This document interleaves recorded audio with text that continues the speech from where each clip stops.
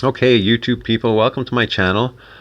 I'm here today to talk about the homunculus. Now, if you're watching this video, you're probably familiar with homunculus by now.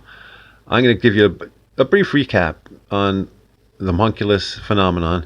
Now, in the late 16th century, a Swiss physicist by the name of Paracelsus was working with human-animal hybrids.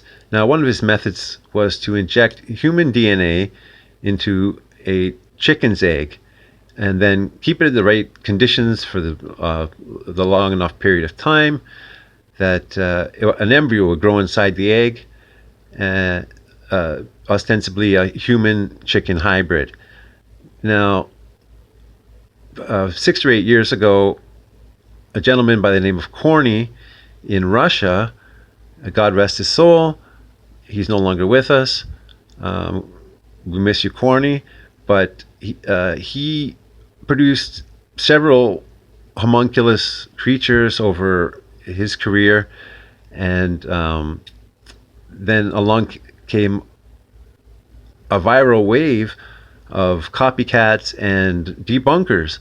Now, I'm going to be over the next several months explaining some of the mistakes that the debunkers make, holes in the original science, and how to properly grow a homunculus with an end to, in about 5 or 6 months, produce my own homunculus and post my results. So today I'm going to give you 2 problems with the original science method and how to overcome them. Now, first of all, where are you getting your eggs from? Because if you go to the grocery store and get chicken eggs and inject them with DNA and put them in a sock and lock them away for 25 days, you're an idiot, because these eggs have been refrigerated. They're no longer viable. You need to get your eggs straight from a chicken. So I'm building a chicken coop. I'm going to have fresh chicken eggs available at all times for the purpose of the experiment.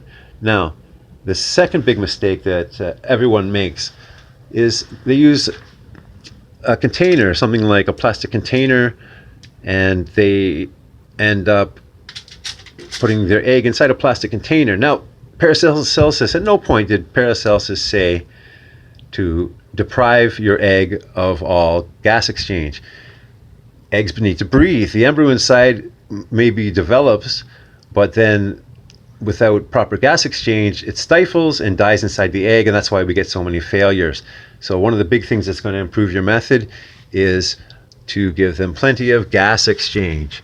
Now, in the case of, I'm going to explain in my next video different ways to provide gas exchange. Now, Paracelsus' ultimate goal was to get a homunculus to grow inside a glass container, so that it could be seen during its development, because his embryos were unable to survive outside of the egg and very difficult to see. You can candle an egg and see the movement of the embryo, but Paracelsus wanted to see the embryo in a glass. So that's, something I'm working towards this year. Now, this egg here, I'm pretty sure at this point is no longer viable. Yeah, and I'm going to show you also maybe some of my failures and maybe go over why. My first attempt, I'm 100% sure, was failure to give gas exchange. So and you can see over here lots and lots of eggs.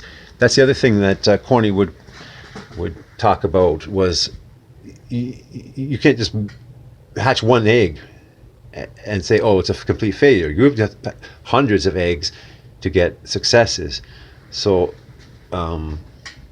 stick to it, don't stop, and you too could probably grow the homunculus at home. If you like my content, please subscribe.